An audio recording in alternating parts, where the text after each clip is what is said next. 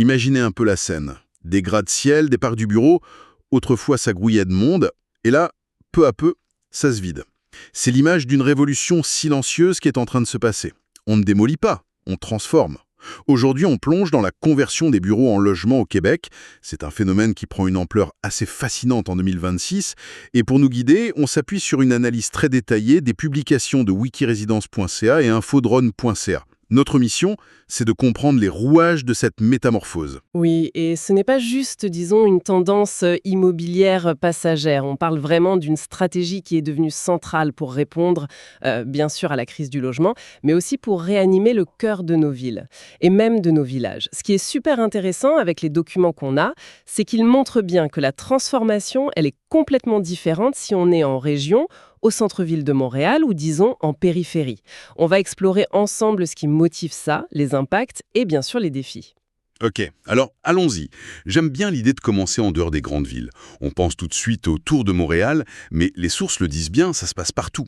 Qu'est-ce que ça veut dire concrètement de transformer des bureaux en logements au cœur d'un village? C'est une super bonne question parce que le phénomène y est très très spécifique.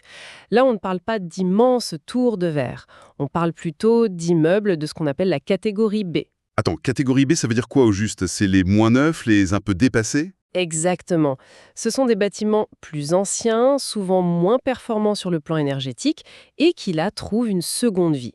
Les données de fin 2025 sont assez frappantes. On parle de plus d'1 million de pieds carrés de bureaux retirés du marché québécois pour être repositionnés. 1 million de pieds carrés. Oui, et c'est surtout vers le résidentiel. C'est énorme. C'est comme si on effaçait des dizaines de petits parcs de bureaux de la carte pour mettre des logements à la place. C'est tout à fait ça. Et en région, ça donne des projets, disons, à échelle humaine. On parle par exemple d'anciennes cliniques ou de petits édifices gouvernementaux, des anciens bureaux de la SQI par exemple, qui sont analysés pour devenir des logements abordables.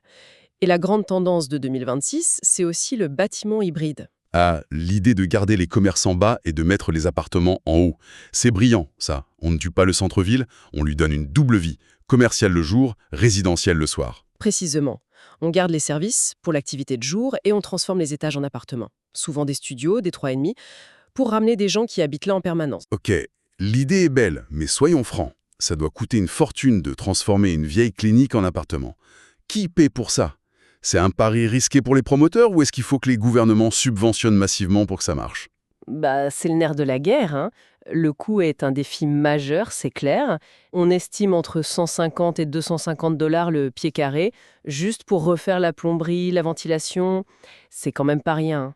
Waouh! Le parc de bureaux provincial, il a diminué de 2,2% depuis 2021, donc on voit que des propriétaires se retirent. Mais ce qui fait vraiment la différence, ce sont deux choses. D'abord, les municipalités. Elles ont augmenté leur budget de revitalisation de 15% en moyenne. Via des crédits de taxes, ce genre de choses. Oui, exactement. Et surtout, les nouveaux programmes de subvention à l'habitation qui ont été lancés fin 2025. C'est ça qui rend les projets viables. Donc, sans l'aide publique, ça ne fonctionnerait pas. Et l'impact social, au-delà des chiffres, on le sent comment sur le terrain? Il est direct.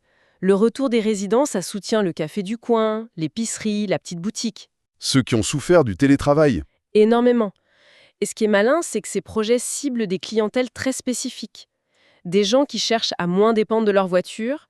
Les sources parlent beaucoup des aînés autonomes qui veulent rester près des services et des jeunes professionnels. Intéressant. On ne fait pas que remplir des vides, on choisit qui attirer pour recréer une dynamique. C'est fou de voir comment ça peut redonner vie aux régions. Mais j'imagine qu'à Montréal, avec ces tours à moitié vides, presque 18% de vacances pour la catégorie B, c'est énorme. Là, le problème, c'est moins la vitalité que la survie, pure et simple pour les propriétaires, non? Ah, là on change complètement de décor. Pour eux, oui, c'est une stratégie de survie. Mais pour la ville, l'objectif est plus large. C'est d'éviter que des quartiers entiers, comme le quartier international, deviennent des zones fantômes le soir et les week-ends. On veut garder du monde là en permanence. Exact. J'imagine que c'est un casse-tête monumental de transformer ces vieilles tours. Comment on s'assure même qu'elles peuvent supporter ça? Ce n'est pas fait pour avoir des cuisines partout. C'est là que la technologie a vraiment tout changé. Une note intéressante dans nos sources, c'est que l'utilisation de drones pour inspecter les structures est devenue une pratique standard. Des drones? Oui, à l'intérieur comme à l'extérieur. Ça permet de créer un modèle 3D du bâtiment, de voir les faiblesses avant même de toucher à une seule cloison. L'industrie s'est vraiment outillée pour ça. Donne-nous des exemples concrets pour qu'on saisisse l'ampleur du phénomène au centre-ville. Bien sûr, dans Ville-Marie, il y a plusieurs immeubles sur Baudry et de Maisonneuve-Est en pleine transformation. Souvent pour du logement social et abordable, ce qui est crucial. Il y a des projets phares comme le Georges, une tour de 45 étages qui veut redéfinir la frontière travail-vie. Mais le projet le plus emblématique de cette nouvelle vague, il est peut-être à La Chine. Un village. Un village, le nom est bien choisi. On n'est plus dans l'idée de juste loger des gens. Récupération d'eau, toit vert, structure en bois. C'est presque un manifeste. C'est exactement ça. C'est le premier projet de cohabitat de la métropole. Un investissement de 29 millions pour 58 unités durables en recyclant un espace. C'est un modèle parfait de ce qu'on appelle la densification douce. Ok, on ajoute des logements, mais est-ce que ça fait baisser la pression sur le marché ou c'est une goutte d'eau dans l'océan de la demande à Montréal? C'est une excellente question. Selon l'analyse, la demande est tellement forte que non. Même avec ces ajouts, les prix des condos et des appartements dans les secteurs centraux continuent de grimper. Plus que l'unifamilial? Oui, de 3 à 4% en 2026. Par contre, pour les investisseurs, le multifamilial est devenu une valeur refuge. Ça offre des rendements stables, de 5 à 6%, bien plus prévisibles que le bureau. Et la ville appuie ça. Le budget 2026, 7,67 milliards, priorise l'accélération des permis pour ces transformations. Le centre-ville, c'est l'image qu'on a en quête. Mais ce qui m'a surpris dans les documents, c'est de voir que la périphérie, c'est un terrain de jeu peut-être encore plus intéressant. On y lit que, paradoxalement, les parcs de bureaux un peu laids des années 80 sont plus faciles à convertir. C'est un point contre-intuitif, mais c'est crucial. C'est exact. La conversion hors du noyau central, ça répond à des objectifs différents, mais tout aussi importants. Le premier, c'est de mettre fin au désert de soirée. Ah oui, Dans des secteurs comme Saint-Laurent ou Anjou, qui sont de gros pôles d'emploi, amener des résidents, ça fait vivre les commerces après 17 heures. et ça optimise les infrastructures qui sont déjà là, j'imagine. On évite l'étalement. Exactement. Et ça aide à créer de vrais quartiers 15 minutes, en transformant des parcs industriels et qui sont un peu monolithiques en zones mixtes. Et l'analyse divise l'île en deux. Deux logiques complètement différentes. L'ouest, avec le REM, et l'est en pleine revitalisation. Oui, elles sont très distinctes. Dans l'Ouest, le grand moteur, c'est le REM. Le potentiel est immense. On a là-bas d'énormes parcs de bureaux des années 70-80 qui sont largement sous-utilisés. La conversion, ça permet de densifier intelligemment autour des nouvelles stations. Sans toucher aux espaces verts. Voilà.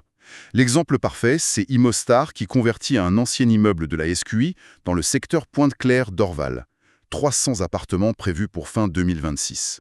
C'est l'exemple type de la tendance classe B. Donc dans l'ouest, c'est une logique de marché. Le transport arrive, on construit des logements là où les gens voudront vivre. C'est une logique. Les contaminations de grands terrains. Ici, les projets visent souvent le logement abordable en transformant le patrimoine industriel ou institutionnel pour répondre à des besoins communautaires. Comme quoi, par exemple? On a l'ancien hôpital Grâce d'Art dans Mercier-Hochelaga Maisonneuve qui devient un complexe de 135 logements. Ou encore le 500 Louvain-Ouest. C'est un projet de réinventer Montréal. Le but, c'est de créer un quartier mixte zéro carbone à partir d'anciens espaces industriels.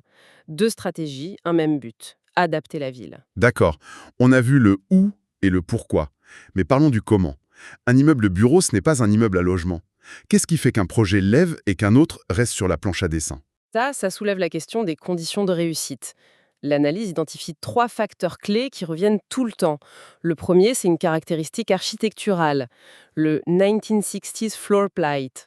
La plaque de plancher des années 60, c'est-à-dire la forme de l'étage. Oui, ces immeubles ont un noyau central, là où sont les ascenseurs, les services, qui est plus petit.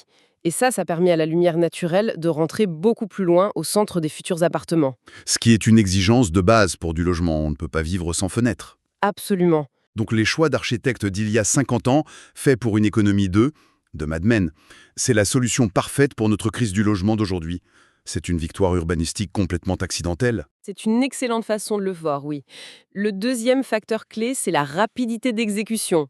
Grâce à des cellules facilitatrices mises en place par la ville de Montréal, certains promoteurs obtiennent leur permis en seulement 6 mois. 6 mois.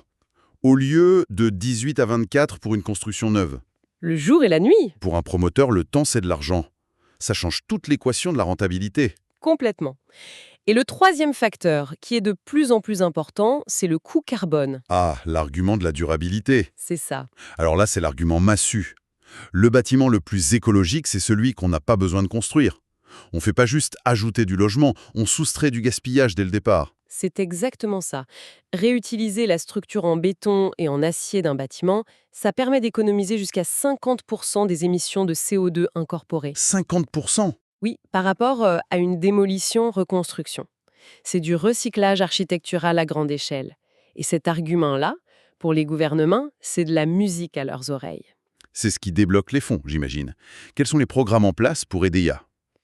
L'analyse en liste plusieurs. Il y a le PHS, pour le logement social, géré par la SHQ et la ville. Au fédéral, il y a le programme MLI Select de la SCHL. Ça, c'est pour les projets qui sont à la fois durables et abordables.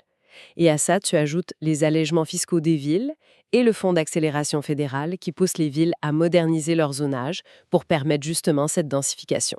Ok, si on résume. La conversion de bureaux, ce n'est plus un phénomène de niche pour les gratte-ciel. C'est une lame de fond qui redessine le Québec. Un outil de revitalisation en région, une stratégie de survie économique au centre-ville et un levier de planification sociale et écologique en périphérie. c'est une excellente synthèse. Et à Montréal, on voit clairement cette dualité. Dans l'Est, la conversion, c'est un outil de justice sociale pour créer du logement abordable, redonner vie au patrimoine. Dans l'Ouest, c'est le moteur d'une nouvelle urbanité, plus dense et ancrée dans le nouveau réseau du REM. Au final, ce qu'on voit, c'est un changement de mentalité. La ville, ce n'est plus une page blanche à remplir. C'est un texte qui existe déjà et qu'on apprend à réécrire, à corriger. Exactement.